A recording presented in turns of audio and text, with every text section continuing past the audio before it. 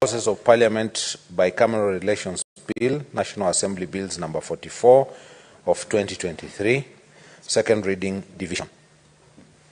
That order is deferred. Next order. Order number 11, the Public Finance Management Amendment Bill, Senate Bills number 40 of 2023, second reading, division. The order is deferred. Next order. Order number 13, the Street Vendors Protection of Livelihood Bill, Senate Bills number 41 of 2023, second reading, division. The order is deferred. Number 2 bill, Senate Bills number 52 of 2023, second reading. That order is deferred. Next order. Which one?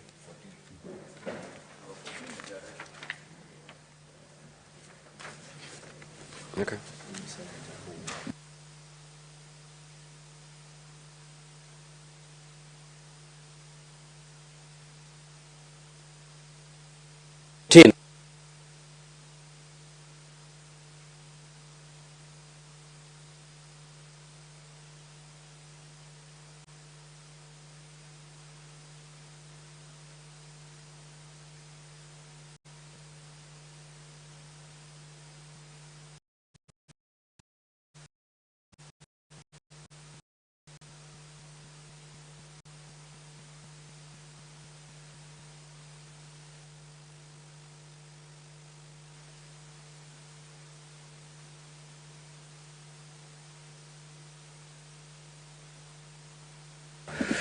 Now, Honorable Senator, we are now handling order number 13. That is the Constitution of Kenya Amendments number 2 bill, Senate Bills number 52 of 2003. The floor is open. The Constitution of Kenya Amendment number 2, Senate Bills number 52 of 2023. If there's no senator willing to contribute, is the mover present? So we defer. Next order. Order number 14, the Heritage and Museums Bill, Senate Bills number 8 of 2023, second reading. The chairperson, Standing Committee on Labor and Social Welfare.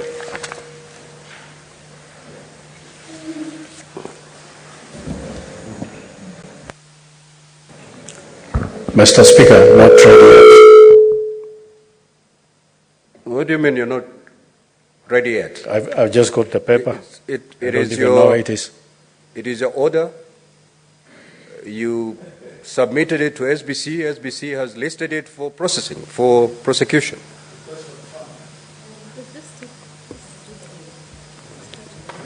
I can't even find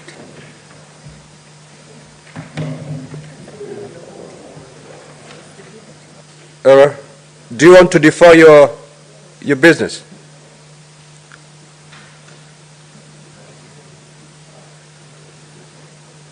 Yes. It's deferred. To defer. Let's move to the next order.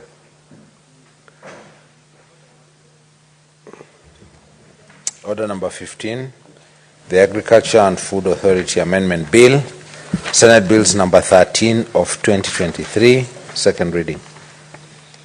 Senator James Murango. The order is deferred. Next order.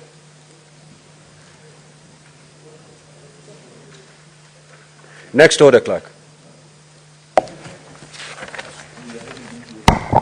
Order number 16, the County Hall of Fame Bill, Senate Bills number 18 of. That order is deferred. Next order, clerk. Order number 17, the Rice Bill, Senate Bills number 19 of 2023, second reading. Senator James Murango. The order is deferred. Next order. Order number 18, the Law of Succession Amendment Bill, Senate Bills number 20 of 2023, second reading. Senator Veronica Main. Honourable Speaker, thank you for this opportunity to debate the amendments that I have proposed on the Law of Succession Amendment Bill. Mr. Speaker, at the very onset, these amendments... You need to move fast. Yes.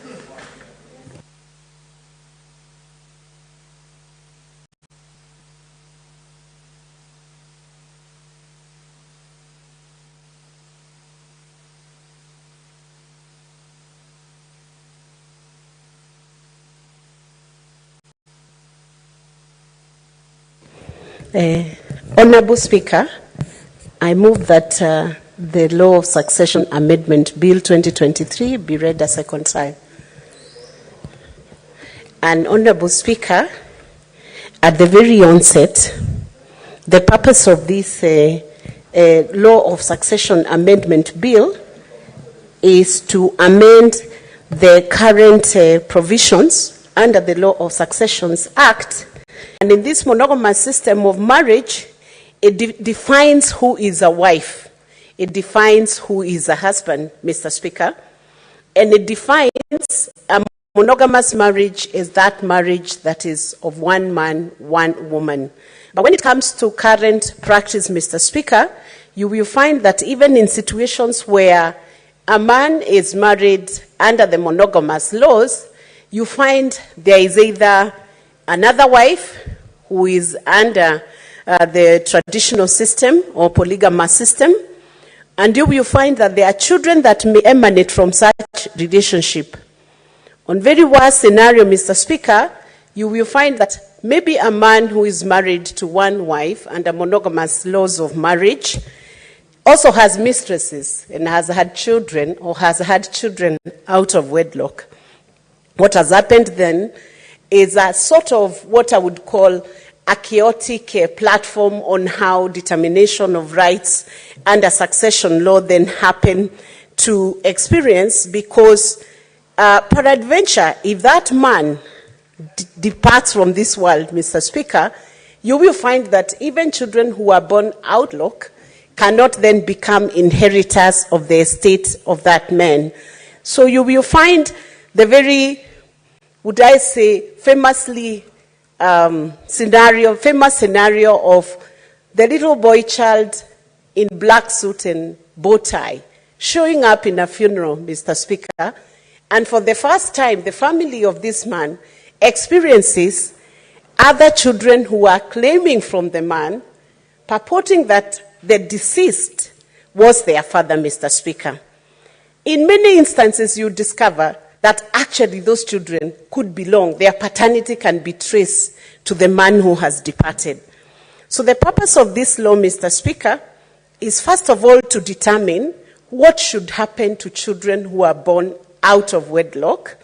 And number two, are the women who have given birth to these children entitled to the estate of the man who is now deceased, Mr. Speaker.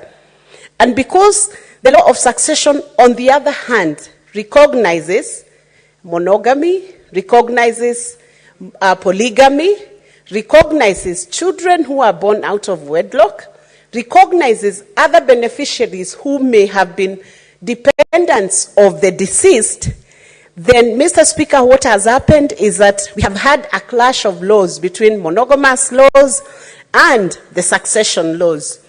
So the purpose of this amendment is to align some of those areas. Mr. Speaker, it's also to look at the Children's Act and look at the Constitution, what the Constitution provides for children, whether children, once they are born from a certain lineage and from a certain paternity, are those children as entitled as those who are defined as children under the monogamous law. So, Mr. Speaker, in Section 3 of the Succession Act, that is the principal act, we are proposing, Mr. Speaker, an amendment to redefine who a child is. That child to include an adopted child, and that child to also include a child who is conceived during the lifetime of a deceased person and is subsequently born even if they are born after the death of the deceased person.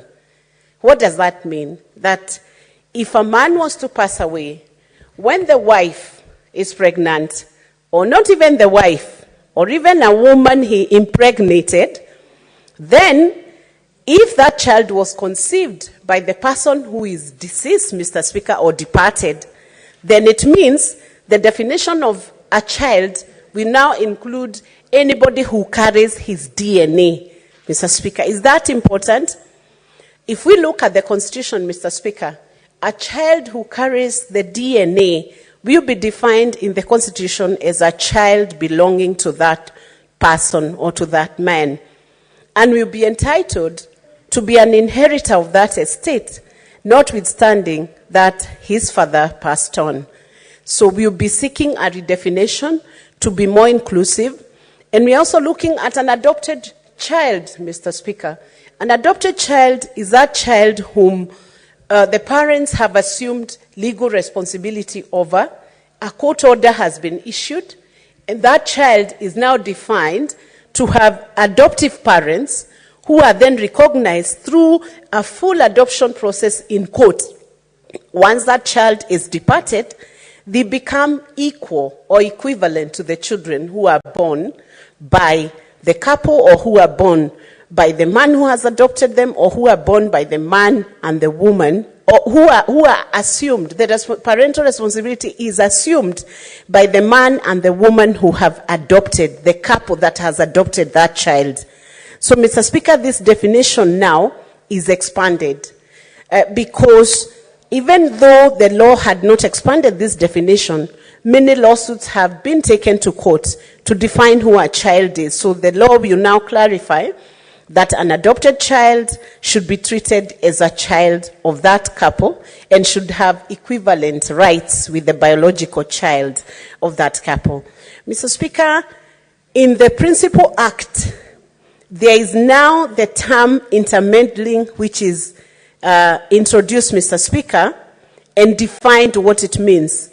The intermeddling is in relation to the properties of the deceased. Mr. Speaker, our courts are replete with a lot of data of cases that have been brought before courts at the instance of offenders who are intermeddling with the estate of the deceased.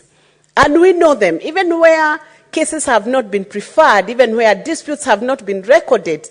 Yet we know in many family barazas, Mr. Speaker, we have had instances where relatives who perceive themselves to be stronger than the widow, for instance, will intermeddle with the estate of the deceased. And Mr. Speaker, I think every single senator in this House has come across many cases, Mr. Speaker, where the property of the deceased person is interfered with, possession taken, the property is being disposed of, somebody else is trying to forge a title, even charging the property, or even collecting the rents, or collecting any benefits that are emanating from such properties, Mr. Speaker. The concept now of intermeddling has been redefined better in these amendments.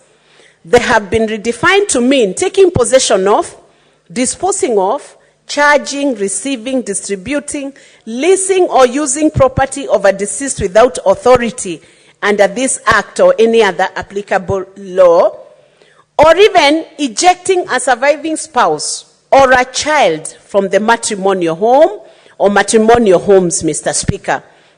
From the stakeholders' engagement we have received from different actors in this field, Mr. Speaker, they have even proposed that this definition should even be expanded further to include any act or any action of ejecting a surviving spouse or a child from matrimonial homes or matrimonial properties, and any other action that may be deemed to become unlawful as it concerns with dealing with the deceased person's estate. So that means it will no longer be business as usual once this amendment is enacted. If somebody intermeddles with the estate of the deceased, then it means there will be criminal culpability it means there will be penal sanction, Mr. Speaker, so that those big brothers, and I apologize for using the big brothers because they are the ones, maybe, or male relatives who have really oppressed widows who are vulnerable and who are busy mourning their husbands, Mr. Speaker, can then now take a back seat and consider whether they can take the criminal sanction that will emanate from such behavior. And that would as well mean, Mr. Speaker, after these amendments are introduced and accepted and adopted, Mr. Speaker, as part of our laws and enacted as such, it will then mean that those widows who have cried for many days, who have been thrown out of their estates, whose children could have been thrown into the streets by other relatives, Mr. Speaker, that will become a thing of the past. We have seen on many occasions that widows will not only be thrown out of the properties, you will even find that some very treacherous relatives or distant relatives have walked in, carted away a vehicle, even carted away movable property, carted away furniture, or even started commotion and very heavy fights, which are even evident in burial ceremonies, Mr. Speaker. So after this becomes law, it means that if somebody intermeddles with the estate of the deceased, then it means it is not going to be acceptable and they can be prosecuted for that, Mr. Speaker. Mr. Speaker, many lawsuits have been taken to court and not many people have been punished enough to send a message to the ones who are intermeddling with the estates, Mr. Speaker, that this should not happen. There are some estates in the Republic of Kenya, actually, which are notorious, Mr. Speaker, especially when you find an estate has many assets. I do not want to name them because of data protection, Mr. Speaker, but Kenyans would understand the number of estates which have become notorious for making headlines because of relatives intermeddling or taking shares that do not belong to them. Once this act becomes law, then, Mr. Speaker, it is going to be way better and this area will be settled. When this bill was read for the first time, Mr. Speaker, a number of people called me to congratulate and compliment the fact that Senate is thinking about amending these sections of the law because of the pain they have had to go through as they watched people who are not related to the man, the holder, or the deceased spouse, to watch people who just come to claim. They claim things that don't even belong to them. They did not even know the deceased very well. But suddenly, they come into intermeddle. And the intermeddling, Mr. Speaker, will also mean that any person who is entrusted with being an administrator of an estate of a deceased person will also have to be more accountable on how they manage the estate of the deceased. So this, Mr. Speaker, will debar any ambitious criminals and any person who would wish to take advantage of the fact that the man in that home is already demised and take advantage of vulnerable children. You have seen estates, Mr. Speaker, some of them have only minors. Minors are left. Children who are under 18 years.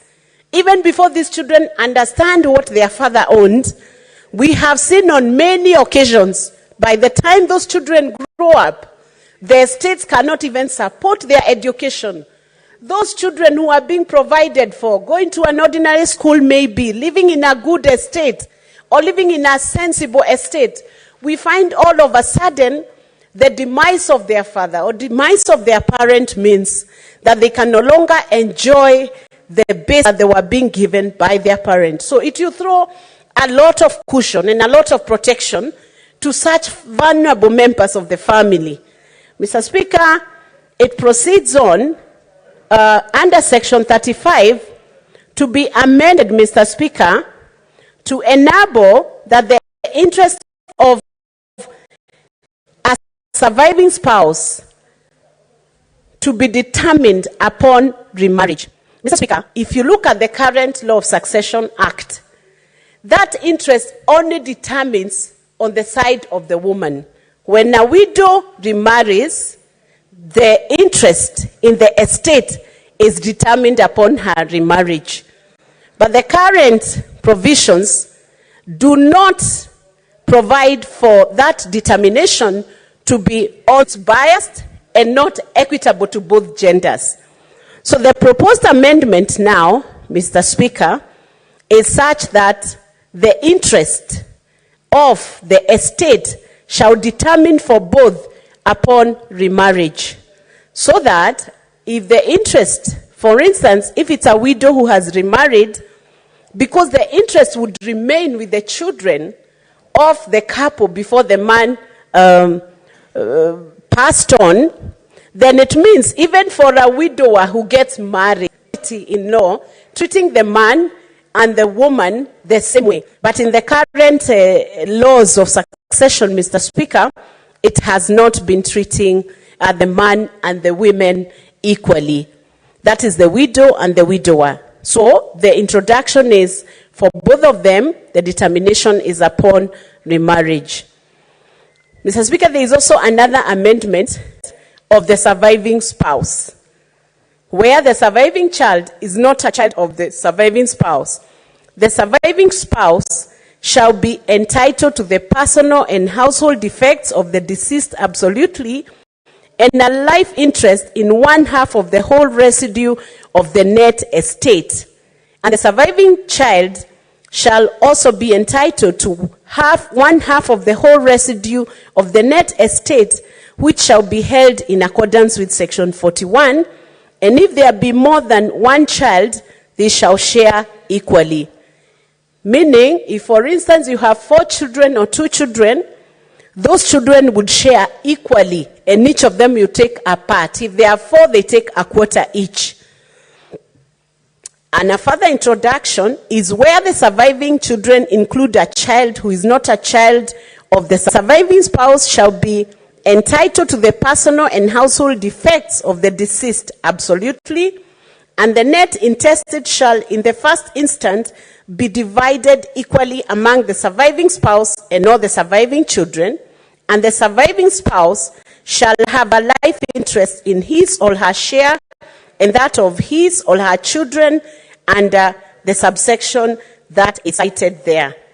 And Mr. Speaker, a further amendment is that the share of the surviving child, who is not a child of the surviving spouse under subsection 1B, shall be held in accordance with Section 41, and if there be more than one child, they shall share equally.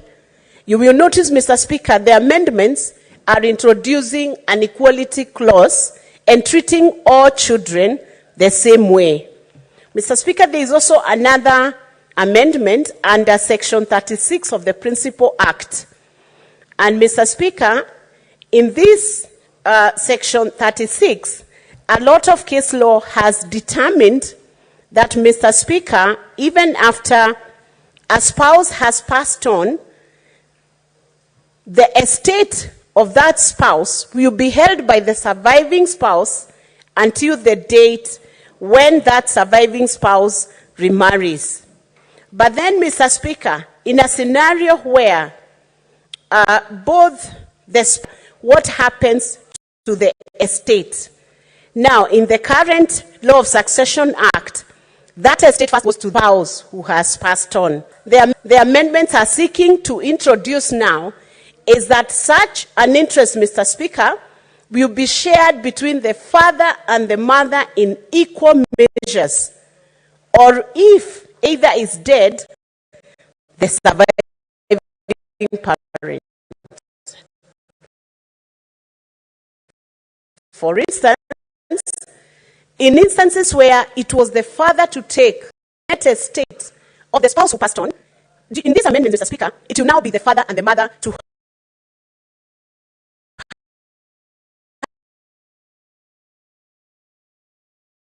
have that estate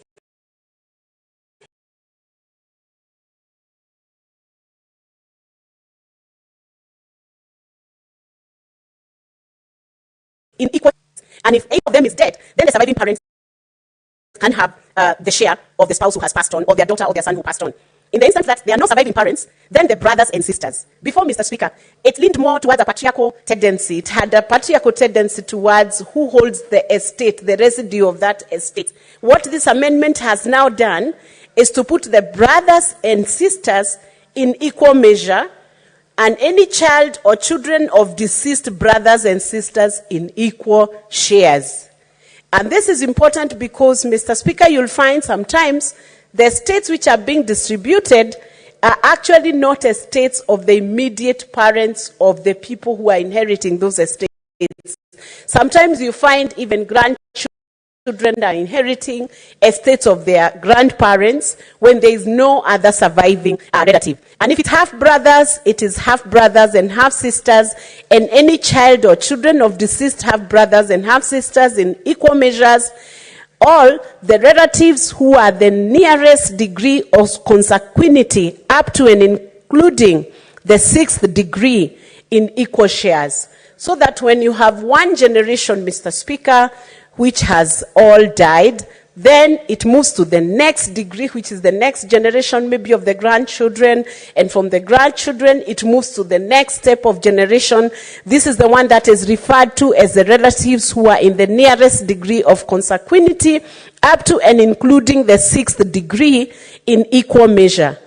What it has done, Mr. Speaker, this amendment, is to levelize between brothers and sisters, sons and daughters. And Mr. Speaker, just to assure you that these are the right amendments, if you look at the case law that has been generated from the court, they have been more progressive than the legislation itself, because the courts have upheld now that the definition of a child is not just the boy child. It's a boy child and a girl child. So that, Mr. Speaker, if I have one boy and one girl, law will treat them equally as my children, and none will have priority over the other. It's a very good amendment, Mr. Speaker, especially when you look at the population demography, because we have 50-50 or slightly more women than men. In home, you will find their sons and their daughters, Mr. Speaker. And they are now being treated equally, a fact that has been happening in court anyway. And so what we are doing with this amendment is sure that what the law, the precedents have taken, the progression that the legal precedents have taken, Mr. Speaker, can be captured as correct legal principles applicable and making it more easier in distribution of the estates of deceased person.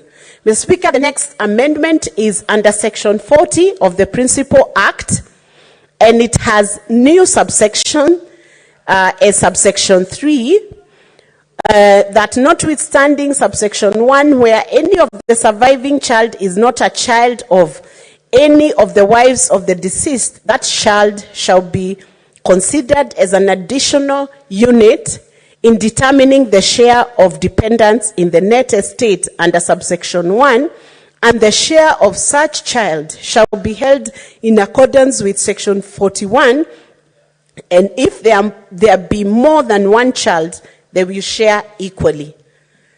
The assurance that I once need to throw at this point is that it is the children who are sharing in the estate of the deceased. There was a bit of concern from women when they saw these amendments, because the women who happen to be, for instance, like myself, one wife, monogamous marriage, you don't anticipate another woman. They were very officially. They were a bit in a shock when they saw the amendments. I have seen how my brothers have laughed here, and they look like serious defendants for these amendments, Mr. Speaker. They look a bit guilty, Mr. Speaker, but I will interrogate each of them on their personal laws and their belief system and what they are keeping around them, the company they are keeping around them. Mr. Speaker, because when then a wife does not anticipate another woman coming to compete for the husband's attention or the husband's estate, Mr. Speaker, they were very concerned about these amendments. And one of the concern was, are you now introducing strangers to our homes? Because the women, you feel these are strangers, but they may as well be strangers to the women, but not strangers to the men in those homes, Mr. Speaker. And I had to quickly assure that it is not the woman who is coming in for the estate of the deceased. It is the child who has been fathered through the paternity of that man. And what does that mean, Mr. Speaker? When a man now decides to keep an affair out there, they must understand the full consequences of that affair. That if you decide to father another child, you will bear the weight of that responsibility. Not just now, but even to the next level. And Mr. Speaker, Senator Boni Halwale is very vocal about this subject, and I will not disclose the number of wives he has. But, Mr. Speaker, what this act of amendment is also doing is the fact that the Children's Act, as it stands right now, we all know how busy the Children's Court is right now, because any child who is fathered by any man, once the man fails to provide, they usually have a redress under the Children's Act. That is already happening, and maintenance is being done openly or secretly for those children, Mr. Speaker, who have been fathered by different potential defendants, maybe even in this house, Mr. Speaker. So what the law of succession is doing now, it's taking away the confusion that we have seen in burial ceremonies, in funerals. You see, when a person has passed on, there is another one who runs to court to stop the burial until issues are determined. It may as well be, Mr. Speaker, that when these amendments are effected, you will have less lawsuits of stopping burials because, like we have always said, there may be no asset in a dead body, Mr. Speaker, but since many people may not understand that, they normally first run to stop the burial, saying that all the issues must be resolved. And part of the issues they will seek a resolution on, Mr. Speaker, will be how will the rights of this child be catered for, because this man lying in this casket is the father of this child. So what these amendments you do, Mr. Speaker, they can now pose anybody who is running to stop a burial and to know that there is legal protection for the child, not for the wife, because in the law of succession has defined who a wife is. It has defined who is recognized as a wife and who is a wife. And if you are not defined as a wife, it is not possible for one then to push for a portion of inheritance from the estate of the deceased.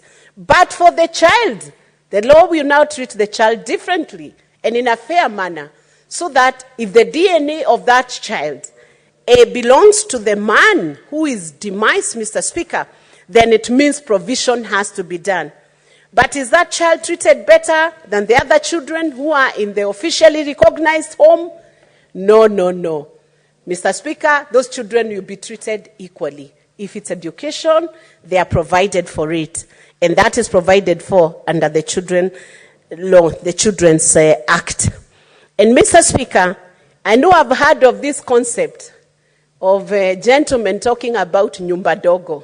Kuna nyumba kubwa na nyumba dogo. Now nyumba kubwa is the one which is the formal one, Mr. Speaker. The one that is known by the public. The wife who is taken to the weddings, to church, to shopping. And then there is usually this concept of nyumba dogo, the one that is secret, unknown by everybody. And Mr. Speaker, what this will straighten, because the culture now could as well be very notorious in Kenya, Mr. Speaker. What these amendments you do, Mr. Speaker, is to ensure that we do not have children who are not being taken when their fathers are walking free and may be happy. And Mr. Speaker, because we should not be creating as a society despondency on these children, it is important that every child is taken care of. And every person who has fathered a child then takes care of that child and does not expect another person in another home to take care of their own DNA, Mr. Speaker. So it's putting the chips where they should fall, Mr. Speaker, that if you have sired a child, then take care of the child. So, Mr. Speaker, we are proposing this amendment, Mr. Speaker, and we hope that the backlog of the cases we have seen in the family law division, Mr. Speaker, is going to be sorted courtesy of better laws. And further, Mr. Speaker, is to say the case laws that are there are the ones that have inspired these amendments, that the courts have already been holding judgments and following precedents that are aligned to this amendment, Mr. Speaker. These amendments have been supported by many stakeholders, Mr. Speaker. The Widows Association have supported these amendments. MEDIA Kenya has supported these amendments, Mr. Speaker. Different associations have supported these amendments because they are going to levelize the rights, protection of rights of the children. So, Mr. Speaker, a wife who is not a wife will not manage, Mr. Speaker, to claim anything under these new amendments. And we will eliminate discrimination against widows, Mr. Speaker.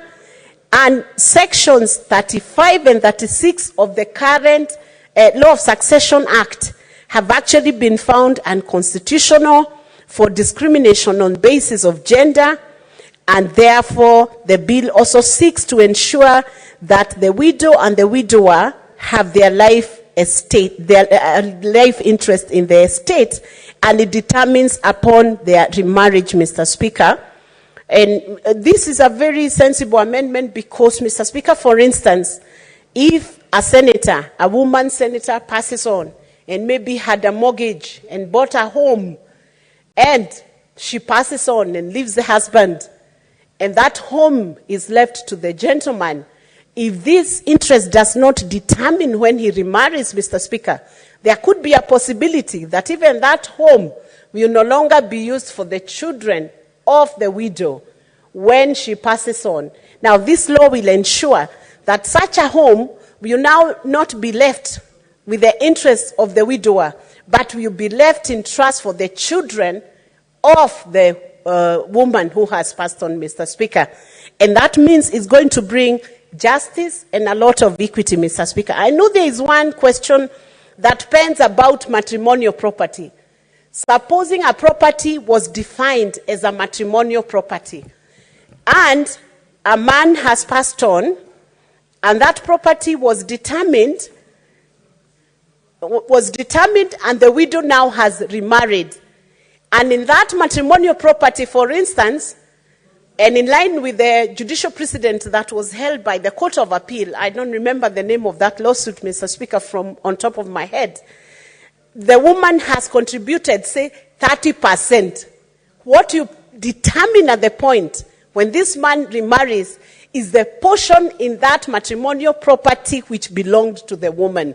The portion that belonged to the man who is now a widower will still be retained by the man. But the 30%, for instance, if the woman would have demonstrated to the court that 30% of that property was contributed to, and she was entitled to an apportionment of that 30%, that 30% will then determine in favor of the children of the woman maybe who has passed on, or the man who has passed on.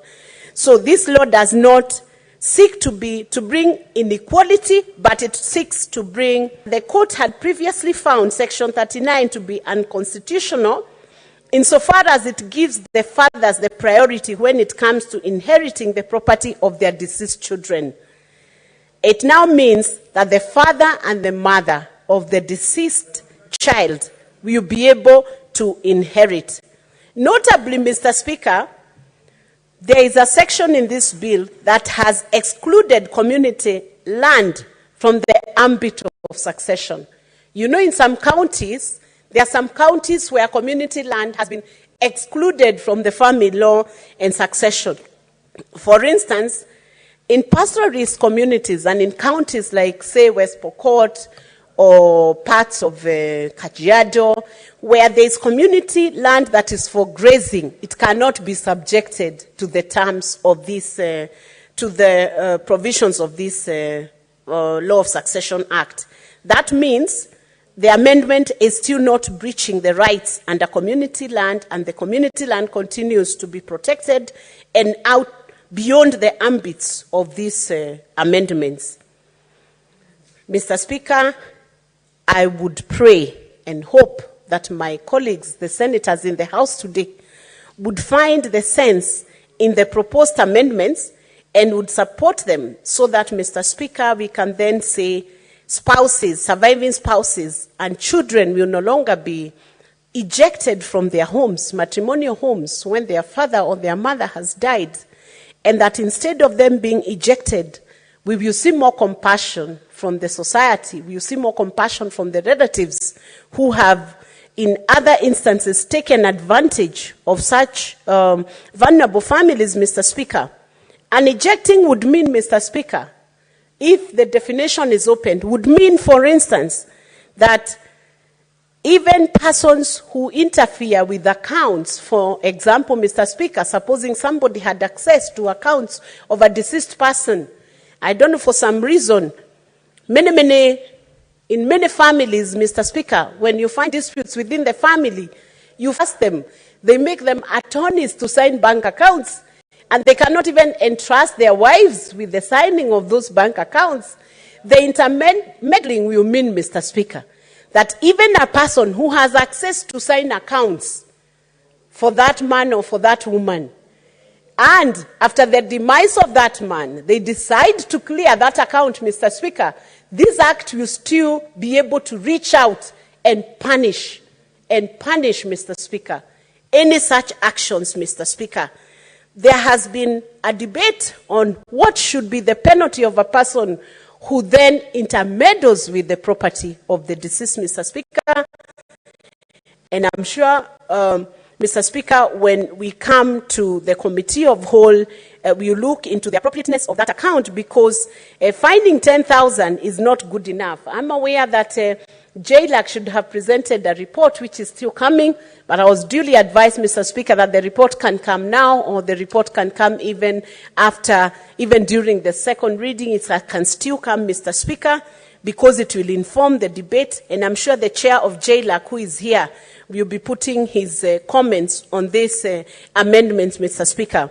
So by and large, Mr. Speaker, these are good amendments, and it is my hope and prayer that senators will support these amendments and will clarify the issues that have been bringing a lot of pain unabated for very many years, so that we can have more sense into the distribution of estate, protection of children's rights, protection of women, gender equality in terms of succession, Mr. Speaker, treating mothers and fathers of deceased children the same way, Mr. Speaker, and we will be able to make progress in the area of family law and succession. With that, Mr. Speaker, I beg to move these amendments, and I would request Senator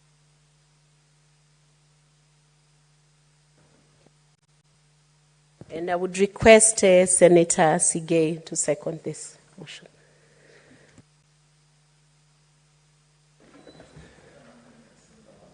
Thank you very much, Mr. Speaker. I would like to congratulate the Honorable Senator Veronica Maina for this very important amendment to the Law of Succession Act. Mr. Speaker, as I second, I would like to indicate that there are 7 proposed amendments to the Law of Succession Act, and as has been ably put forward by the mover of the amendments, Mr. Speaker, of a very critical concern and appreciation is the fact that these proposed amendments will be making the Act to comply with the various pronouncements which have been made by the various courts in the process of litigation by among many Kenyans who have had challenges with the issue with regard to succession, with issue with regard to matrimonial property, with the issue with the intestacy, because this is a country where a good number of Kenyans do not leave behind wills for purposes of the estate before they pass on. And Mr. Speaker, to be very particular, the amendment seeks to align the Law of Succession Act with the Children's Act by defining what the law now with regards to who a child is. This particular introduction of a definition of a child in the Succession Act is to ensure that adopted children can fit into the estate of a deceased person, whether father or mother, and for purposes of benefiting from that particular estate. Similarly, intermeddling of the estate in this particular proposal has been broadly defined to mean taking possession of, disposing of, charging, receiving, distributing, leasing, or using property of a deceased without authority under this Act or any other applicable law. Mr. Speaker, this particular expansion of definition is seeking to support and ensure that the very many cases which we experience where upon the demise of an individual, the estate is abused by either the surviving spouse or any other person who has got an interest, particularly in situations where that particular estate could be unknown or has not been disclosed to the family.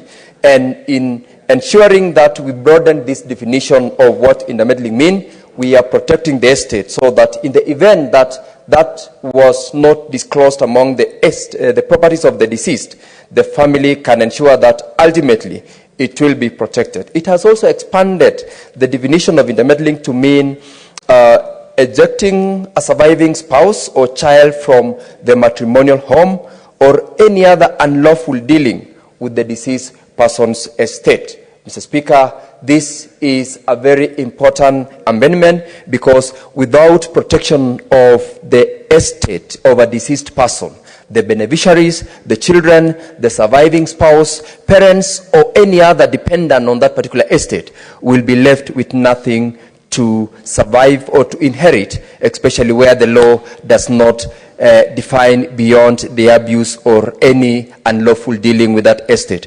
And the proposal by Senator Veronica to expand that is highly welcome in order to make sure that we protect these particular estates. Mr. Speaker, the proposal to amend by deletion of, in the Principal Act, Section 32, is one that is very critical. Section 32, Mr. Speaker, in the Principal Act provides for exclusion of certain counties. The county like Kajiado, Wajir, Marsabit, Tana River, in the Principal Act has been excluded, particularly with regards to some certain immovable property and agricultural land. The Act seeks to ensure that Section 32 and 33 does not exclude those counties in the aspects of reference to matrimonial property and also in terms of succession on agricultural land as well as movable property of a deceased person. This is in effect ensuring that anyone who is living within the territory of Kenya applies this particular law for purposes of uniformity and also in terms of ensuring that we do not abuse the existence and the application of the local regulations, the local laws, or even traditional beliefs as to who is entitled to participate in sharing or benefiting from a property of the deceased. The repealing of Section 32 and 33, therefore, of the matrimonial of the Law of Succession Act has ensured that there is uniformity in the application of law across the country. Mr. Speaker, further amendment of the Principal Act is as elaborately put by to ensure that if a deceased person has left intestate, the spouse who is surviving with or without children are equally protected so that they don't lose on the entitlement merely because the law does not specifically and clearly provides for who in order of consanguinity is to benefit before the other. Similarly, the amendment to Section 36 of the Principal Act is to support and ensure that the surviving spouse, as well as children, and any other person who is to benefit from that estate is not denied of that entitlement merely because the law does not list as to who is to benefit first before the other. Mr. Speaker, under the proposed amendment to Section 39 of the Principal Act, the current law has listed the father before the mother. The proposed amendment herein seeks to ensure that both a father or mother of a deceased are equal in terms of their benefit to the estate, and therefore it proposes to say that once there is a deceased and they do not have a surviving spouse, it's the mother or the father in equal share who are supposed to benefit, and in the absence of either, then the rest of the list of the beneficiaries will apply. Mr. Speaker, I appreciate the proposed amendments by Senator Veronica, and as it has been stated, we have, as Jailer Committee, received various proposals and also concerns by stakeholders within their various areas of interest, and Jailer Committee report has already been concluded.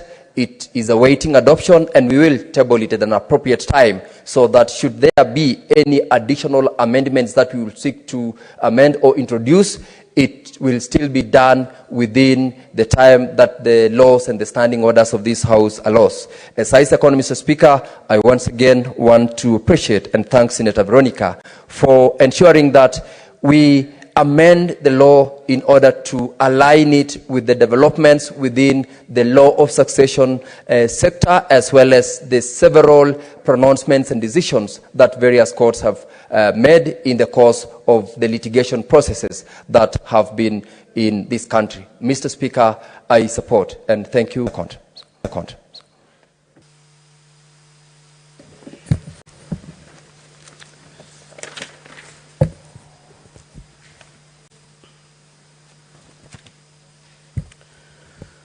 Honourable Senators, I now proceed to propose the question that the Law of Succession Amendment Bill, Senate Bills number 20 of 2023, be now read a second time. The floor is open. Senator Manzo. Thank you, Mr. Speaker, for giving me an opportunity to contribute on this very important law and amendment. Mr. Speaker, the law of succession is the most controversial law in many parts of Africa. The law of succession keeps on being dependent on circumstances of each case. And that's why the judgments which has come out, and sometimes they are tailored to suit a certain issue presented in courts.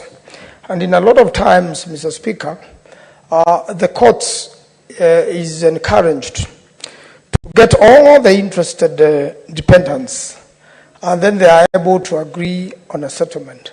I want to look at the scenario which has been presented here. First, the definition of a child. That is correct.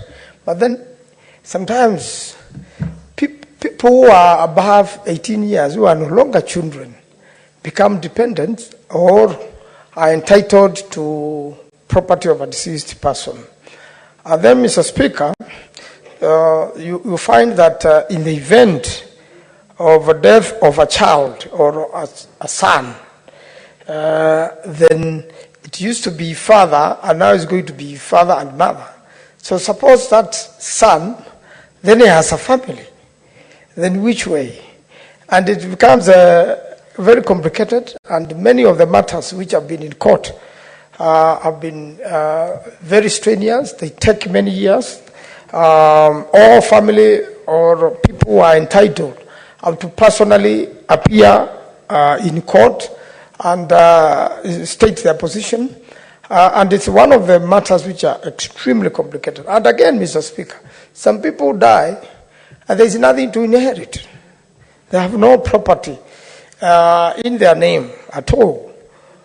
Sometimes, Mr. Speaker, you find it is a matrimonial property, and each spouse has a contribution to that property. So then, when it is a man who is deceased, and his share is so little, and the number of children other than the children of the wife are also entitled, again, it raises another complication. And it has been difficult, Mr. Speaker. Some people die testate the will, and the will is still found not to be fair. And then the matter ends up being treated as intestate, and then goes back to square zero and raises a lot of issues. There has been many debates as to whether one should make a will or which way should they ensure that their property helps the children the moment they are no more. And Mr. Speaker, is always case to case, circumstances to circumstances. But I had one scenario I was given by a friend of mine. He is now deceased, but when his father died, who was a politician, he expected a lot of trouble at the funeral because his father was wealthy. And therefore, when he went to the funeral, he saw people pretty much looking like him, and he knew the time sons would be called, there would be quite a number.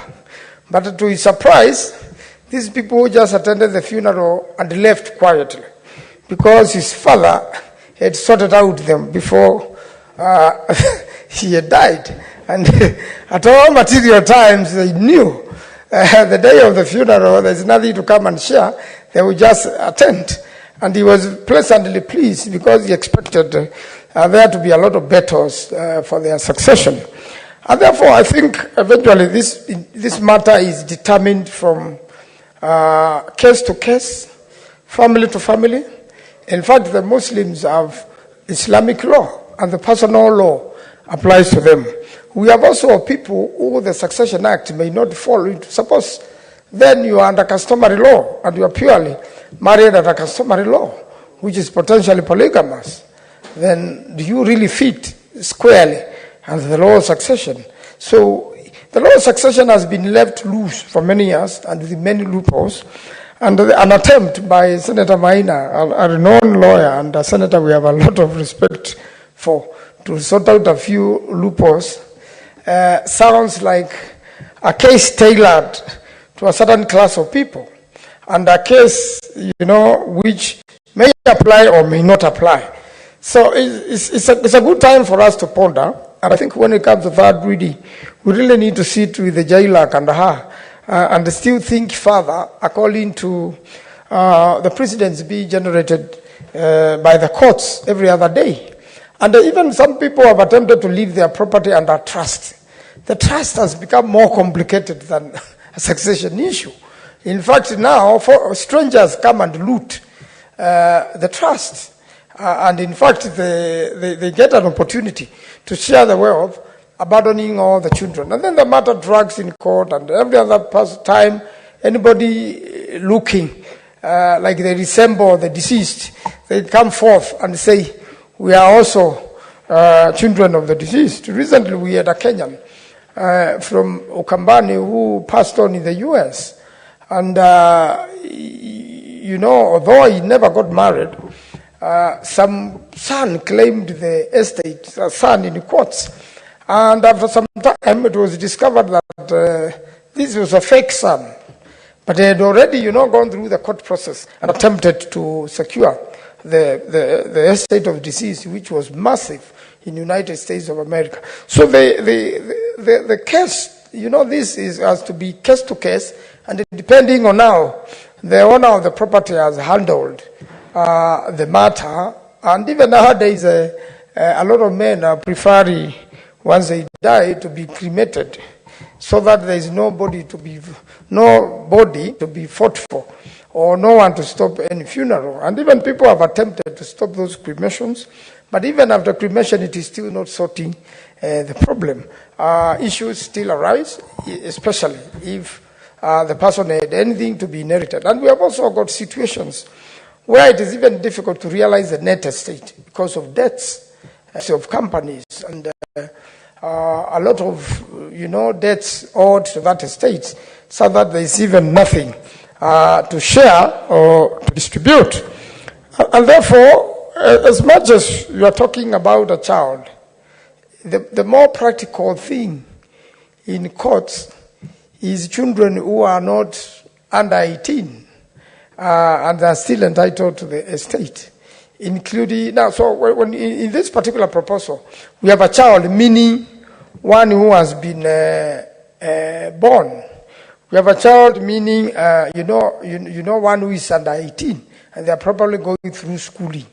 Then that at its own place. But what do you do with the people who are adults, probably have their own children, meaning now the deceased has grandchildren, and all these people are claiming to have been children of deceased. So succession, is a tricky idea, is a very tricky issue, even where there has been a divorce. And there are still issues being determined as to what did the lady or man contribute into the empire they have. There are still uncharted areas by the courts. And every day the jurisprudence of these cases is still being developed. Unfortunately, Mr. Speaker, we lost a judge who was very, good at developing jurisprudence in any area he was working on. He will first work out on the jurisprudence and what laws could really apply. The Honorable Justice Bajaja, but unfortunately we lost him, as all of you know, and I'm told his service is tomorrow. In fact, I would really like to attend because I knew him from college and I appeared before him quite a number of times. But he was very good at developing jurisprudence. And I think in this case-to-case, then a jurisprudence has to be established or developed, because there are so many incidental issues such that you may not be able to frame them and narrow them to an act of parliament. They keep on, generating and moving in different directions, case to case. Even when you define marriage, people who have lived together for 7 years and are regarded as husband and wife, the law also says there is presumption of marriage in that case. So somebody may have just cohabited with another for 7 years. They will go to court and establish that they were presumed married, and therefore then the succession issue ensue, and there may be people entitled to that estate. Going back to the Bible, when Abraham had another child, and eventually now Isaac was born, when the lady was being sent away after a dispute, she was given a lot of property. She was given an entitlement together with her son. They never left empty-handed. So that could be a basis of a jurisprudence on what could happen in scenarios like that. Then you had, the issue of when a woman passes away and she's the owner of everything. Then the man has also sad other children. Property has been left with a widower. Then it means there are others who come and claim, who are not part of it. So then how do you determine then how the lady who passes away, her children benefits? And suppose it happens, the lady passes away and not before even succession issues are sorted, the man passes away, then her children arise. So each case really, Mr. Speaker, has to be dealt on its own merit, circumstances, and it will be, in my own opinion, very difficult to fix strictly all the succession issues, marriage issues, to one place. Then the issue even of community land. Now we have law relating to community land. And the community land means no particular person has a title or is fully entitled to that land. So how does succession interplay with this within that community? Suppose some of the children are out of marriage or within marriage do not belong to that community. Then there is the issue of father or mother. A son passes on, and the property, if he had any, is given to the father while the mother is alive. So I think that introduction could help, that the two of you then benefit. I don't even know what was the wisdom of leaving it to a father alone, because then it is a son who passes on, or a child, or somebody sad from that home. Could also be a daughter. And in fact, a lot of the scenarios play in the courts is where a daughter passes away who was not married and had no children and had property. And then probably whether she was married or not, or other people are making claims on that, then probably whatever will be the net estate then could come to their family where they were born. So these are very interesting matters which are mind-boggling to judges when they are trying to determine them, and is an area of law which is very debatable, Mr. Speaker. The proposals are a good attempt. Then when a widow remarries, that scenario, somebody passes away, leaves a widow with a lot of property, then within a year or so, she's now married to a new man. Then what will be the entitlement? Will this property go back to the parents, or will it now move to the new man? Because she's likely to lose all of it to the new man. There's so many questions which you can't get answers unless you deal case by case. I really would like to support my senior and friend, Senator Maina, but we need to look at it more, further details during third reading, so that we can come up with scenarios applicable. And in Africa, the applicable culture is amazing. You know, community to community, there are different cultures which also come to play. When it comes to Islamic religion, it is very clear what must happen.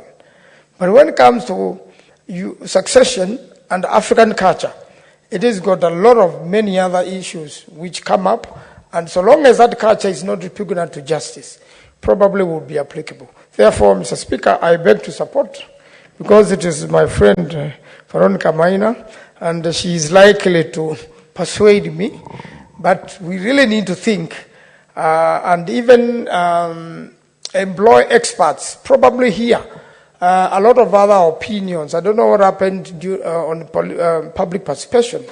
Probably succession courts would have given a very big input into this, depending on the cases they have gone through and how wisely they have gone around them. But a lot of judges are encouraging and calling upon everybody interested to come to court, and then they agree on a way forward there as a family, and then they go and do as they have agreed. I thank you, Mr. Speaker. I support. Senator Cheriot, Aaron.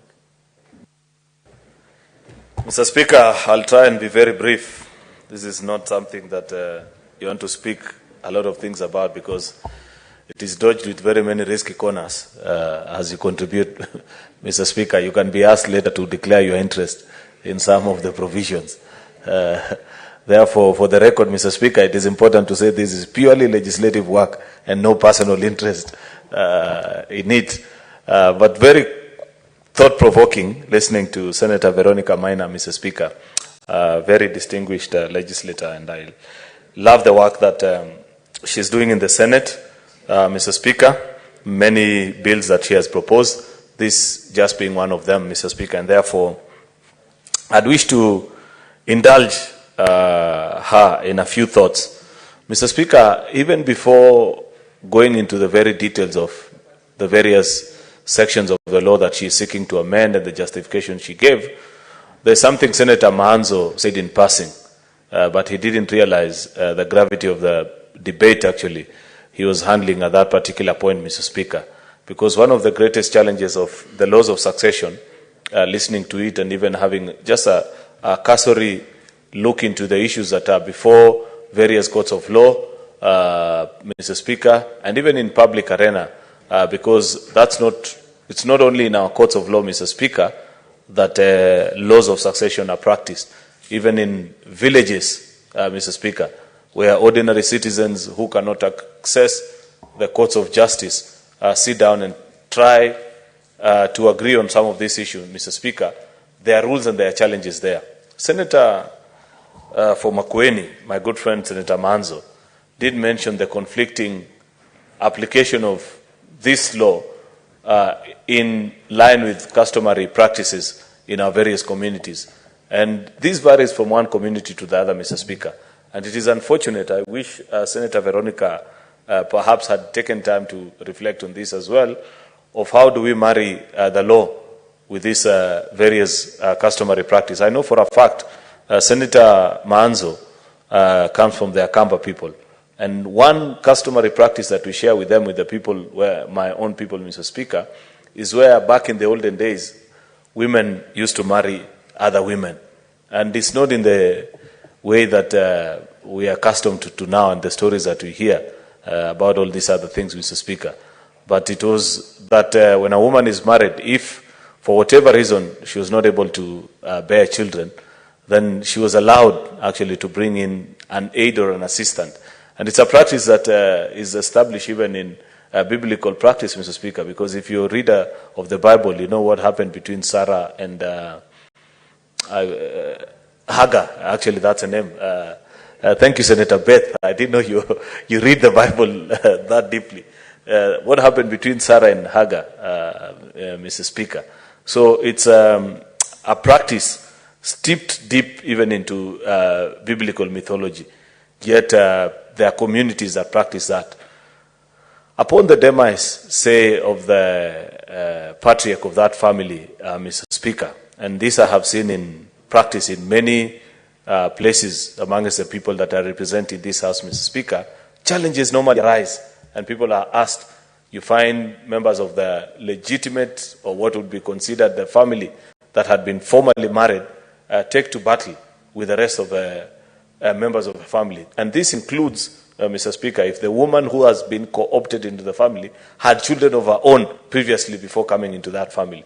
And that's an area of challenge. And so many other scenarios and customary practices amongst the different people that are represented and form the society that is Kenya, Mr. Speaker. And I have seen struggle. First of all, Mr. Speaker, you know, in many communities, they consider it taboo to go and resolve, say, land matters through a court process.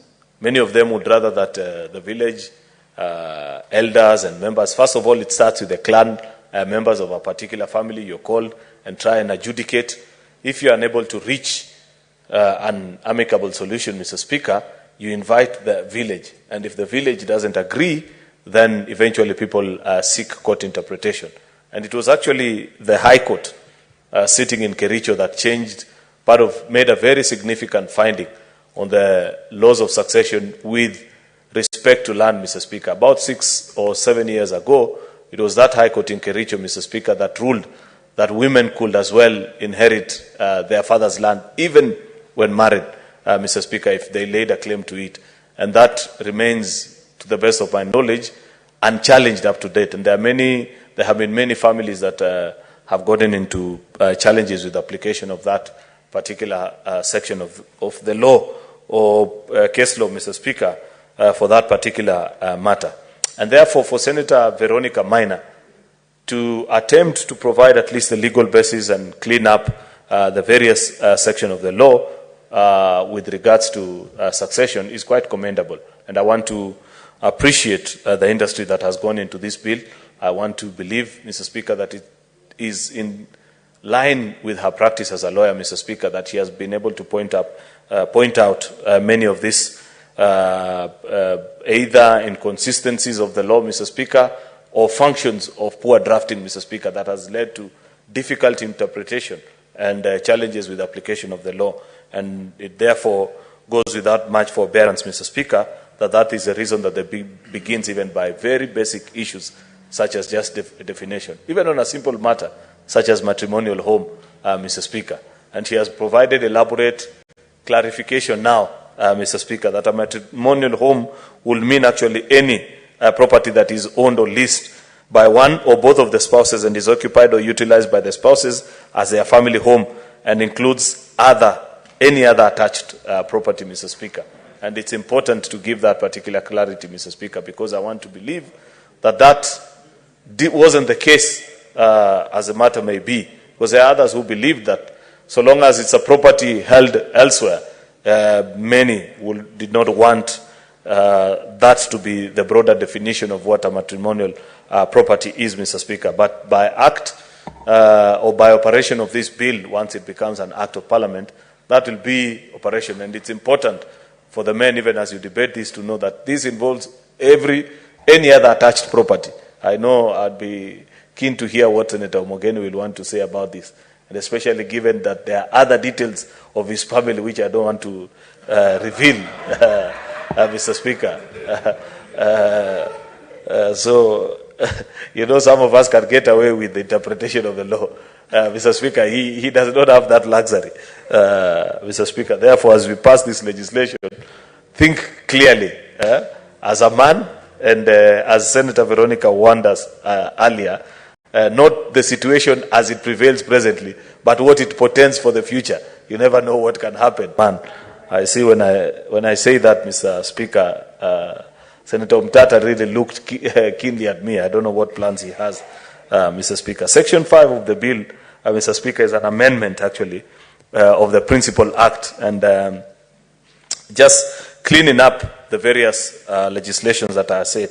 Number one is on this issue of surviving child who's not a child of the surviving spouse. You know very well this particular issue, and many colleagues have spoken on this particular matter, what happens in funerals. We've heard all these stories and how it ends up being a difficult journey. Mr. Speaker, you know, especially we that are in this trade of politics, many times when our tour of duty on this earth comes to an end, Mr. Speaker, sometimes families have to resort to very crude means of keeping products of our industry elsewhere away from attending funerals. And I have seen even goons and vigilantes, Mr. Speaker, being hired. We have watched and we have ideas that come to mind. It's perhaps because people knew, and I think what people were avoiding at that particular time is the recognition that comes with being present during the day of being laid to rest.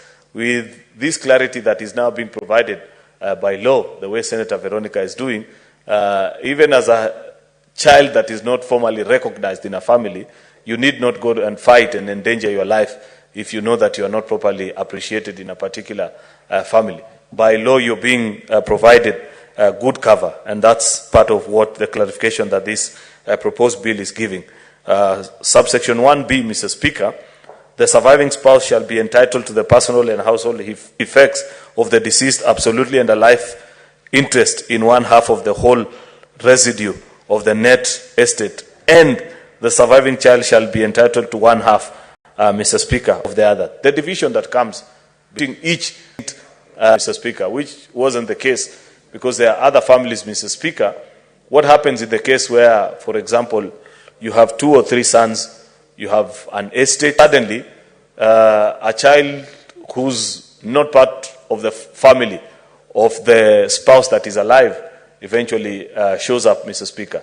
This provides coverage to them, and many families, Mr. Speaker, sometimes agree to share. But this makes it even more difficult because just a plain reading, and maybe Senator Veronica, you may need to clarify to us later on as you will be responding to this bill, whether that particular child will be counted amongst the other 3, or it's a complete separate home as such, given that the fact that this is dividing the estate into 2 between the surviving spouse and this other child, because it means 2 different things, Senator Veronica Minor, and you may want to provide clarity to that, because if, for argument's sake, a deceased person had 3 sons, and their estate is being divided amongst these particular 3 sons, a simple calculation is that if another son was to show up, Senator Veronica, by dint of practice of a law as you're proposing it, then the division will now be in 2. The mother and her sons, and these are the sons that have showed up, being treated as another family, as opposed to being put together with the other 3 sons. You need to provide clarity, Senator Veronica. Otherwise, unless I haven't read quite properly, but it's something that I will need to understand, and I want to repeat for emphasis' sake that I say this is in public interest, no other interest, Mr. Speaker, in this. B, Mr. Speaker, is also where there are surviving children, a child who is not a child of the surviving spouse. What are their entitlements, which is what now I was speaking to, which is, number one, that surviving spouse being entitled to the household effects, that is absolute as described previously. But part two, the net interstate estate shall, in the first instance, be divided equally among the surviving spouse and all. And that's the part that I said